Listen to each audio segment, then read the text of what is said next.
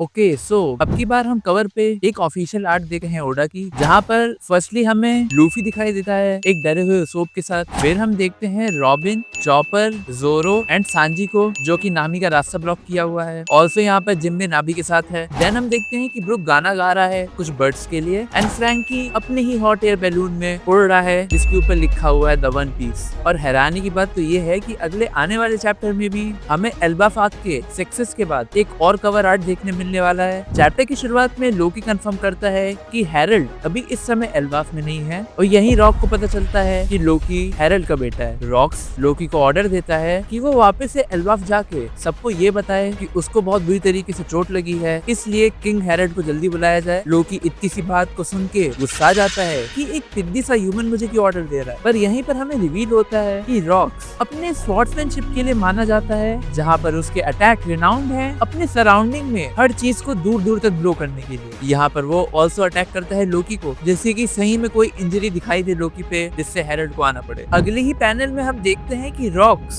Flower room में ईमू सामा के सामने खड़ा हुआ है। ऑल्सो उस रूम में गानको भी है, जहाँ पर हमें रिवील होता है कि वो मरी जॉय में ऑलरेडी 5 सेलेस्टियल ड्रैगन किंग को किडनैप कर चुका है। हमें अभी तक पता है कि सिर्फ साबो बिसाइड रॉक्स इतनी अंदर तक इन्फिल्ट्रेट कर पाया है मरी जॉय के अंदर। वेल साबो तो फ्लावर रूम के बिल्कुल क्लोज भी नहीं था, बट स्टिल ईमू सामा के सामने ताओ में खड़े होके उसी को चैलेंज देना। ऑल्सो यहाँ पर कोइंसिडेंटली हैरल्ड भी आया हुआ था, एज ये टाइम उस समय के रेवरी का था, जहाँ पर हैरल्ड ऑफिशियली इनवाइटेड नहीं था जस्ट लाइक रॉक्स। तो सारा ब्लेम हैरल्ड के ऊपर चला जाता है। वी गॉट टू नो कि रॉक्स एक डेवी जोन्स पायरेट है, and to those who don't know what is Davy Jones, ये एक टाइप का गेम है जिसको प्ले करके एक पायरेट क्रू का कैप्टन बिना किसी से लड़े अपने वीक पायरेट मेंबर्स को एक्सचेंज कर सकता है with the strongest pirate member of the other crew. ये चीज हम already long ring long land वाले आर्क के अंदर देख चुके हैं वन पीस के, जहाँ पर रेस्ट इन पीस टू दोस्त जिन्होंने इस आर्क को कम्प्लीटली स्किप कर दिया था। बट वेल मैं तुम्हें इस आर्क की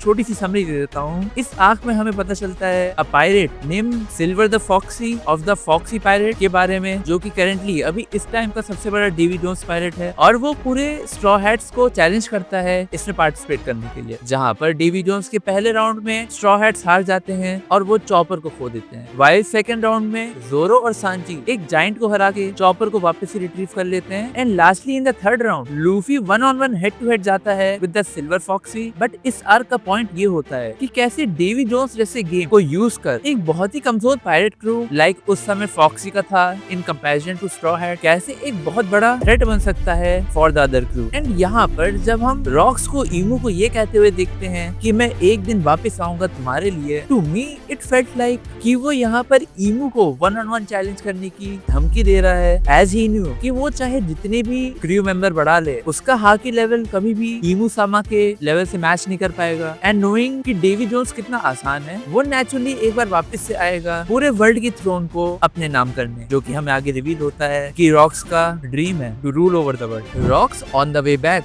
रॉक्स देखता है कि किंग हैरल्ड आग में लिटा हुआ मरी जॉय को एस्केप करने की कोशिश कर रहा है, बट वेरी इंटरेस्टिंगली वो यहाँ पर कंफ्यूज होता है एक जायंट को मरी जॉय में देख के। लाइक आई नो ये सेलेस्टियल ड्रैगन काफी बार जायंट्स को ऑक्शन में खरीदते होंगे, हम ऑलरेडी आइडा को देख चुके हैं ऐसी एक ऑक्शन में, बट मे बी रॉक्स को शायद पता हो कि वॉइड सेंचुरी के बाद एल्बाफ के जायंट्स और वर्ल्ड गवर्नमेंट की कभी बनी नहीं। Maybe he knew something about the void century, जिसकी वजह से वो इतनी अंदर आ पाया होली लैंड के अंदर। एनीवेज इसके बाद हमें रॉक्स और हैरल्ड का कॉन्करर्स क्लैश देखने को मिलता है, जो कि हमें यहाँ पर बताया जाता है कि वो इतना भयानक होता है कि होली लैंड के 5 किलोमीटर के रेडियस के अंदर सब फ्लैट हो जाता है। इतना भयानक तो गाप का गैलेक्सी इंपैक्ट भी नहीं था जो हमें एग हेड वाले आर्क में देखने को मिला था। नो वंडर की गॉड वैली वैनिश हो चुका था इन जानवरों की लड़ाई के बीच। ऑल्सो हमें यहाँ पर रॉक्स का बाउंटी पोस्टर देखने को मिलता है, जहाँ पर हमें उसकी बाउंटी तो नहीं दिखाई जाती, बट कम ऑन गाइज, ये हु बहू बगी के बाउंटी पोस्टर जैसा लग रहा है। इसको साइड बाय साइड रखोगे तो कोई भी तुम्हें बता देगा कि रॉक्स बगी का पापा है, but maybe for some reason हमें यहाँ पर ये रिवील नहीं किया जा रहा है कि बगी रॉक्स का बेटा है। Maybe due to the fact कि इवन बगी को भी अभी प्रेजेंट टाइम में ना पता हो कि रॉक्स उसका पापा है, जहाँ ब्लैक ब्लेड को ऑलरेडी पता था कि rocks is the father. But यहाँ पर कहा जाता है कि रॉक्स वहाँ पर जितने भी एडमिरल उस समय प्रेजेंट थे मरी जॉय में, उनको मार देता है, जहाँ पर इन एडमिरल में अकाइनो के पेरेंट्स का होना एक बहुत बड़ी पॉसिबिलिटी शो करता है, एंड विच ऑल्सो टेल्स कि आखिर क्यों अकाइनो इतना वर्कड अप रहता है टुवर्ड्स पायरेट। यहाँ पर कहा जाता है कि रॉक्स लिटरली एक शिप जो कि सेलेस्टियल सेलेस्टियल ड्रैगन के लिए आए हुए ट्रिब्यूट से भरी हुई थी। रॉक्स उसको डिस्ट्रॉय कर चुका होता है एंड ऑल्सो वो गेट ऑफ जस्टिस, हाँ वही जो तुमने इम्पेल डाउन के फ्रंट में देखा था, एनीस लॉबी के पीछे देखा था, रॉक्स उसको लिटरली तोड़ के बाहर निकलता है। लेट मी रिमाइंड यू, उसके पास अभी कोई क्रू नहीं है, ही इज जस्ट अ रुकी। लाइक तुम उसको कंपेयर करो लूफी को जो कि एल्विडा की शिप पे था। Power levels in that term are just crazy. After that movement वो गवर्नमेंट को छोड़ के पायरेट शिप्स पे भी अटैक करना शुरू कर चुका था। फिर हम कुछ इलिस्ट्रेशन देखते हैं उसकी डेवी बैक परफॉर्मेंस का, कैसे वो लोगों को हराता था और कैसे उसने अपना नया क्रू तैयार किया। आफ्टर क्रिएटिंग सच अ मॉन्स्टरस क्रू, वो देन जाता है एल्बाफ में हेरल्ड से बात करने के लिए। यहाँ पर हम उस समय के एल्बाफ के रॉक्स क्रू को देखते हैं, जहाँ पर starting from left we can see Rocks D Xebec जो कि हमें रिवील्ड होता है as the father of Blackbeard. Then we see the pirate Don Marlon जो कि मोस्ट प्रोबेबली डैड होगा कैपोने गैंग बेच का। देन उसके लेफ्ट में हम देखते हैं शिकी द गोल्डन लायन जो कि पहला ऐसा बंदा था जो इम्पेल डाउन को एस्केप किया था by cutting his own leg. Also ये ऑलरेडी वन पीस की एक मूवी में आ चुका है नेम्ड स्ट्रॉन्ग वर्ल्ड, जिसको मैंने नहीं देखा है तो मैं तुम्हें बता नहीं सकता। But yeah he has a power something like levitating and in that regard I don't know. To the left of Shiki we see Ganzui जो कि मोस्ट प्रोबेबली डैड होगा स्क्रैच मैन अपू का from the Wano arc. Then to the left of Ganzui हम देखते हैं स्यूसी को जो कि अभी करंट टाइम में व्हाइट बियर्ड के बेटे एडवर्ड वीवल के साथ है एंड उसका एक क्लोन जो कि डॉक्टर वेगापंक ने बनाया था वो भी एग हेड पे प्रेजेंट थी। Then we see the Oyaji himself white beard.